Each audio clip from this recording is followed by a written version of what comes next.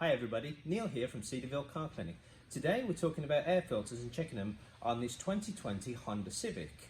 The air filter is responsible for keeping the air clean going into the engine so that debris and anything that can come up off the road stays out of the engine so it doesn't have any catastrophic failures and can keep going so you've got that car every day. Let me show you how we do it on this particular vehicle.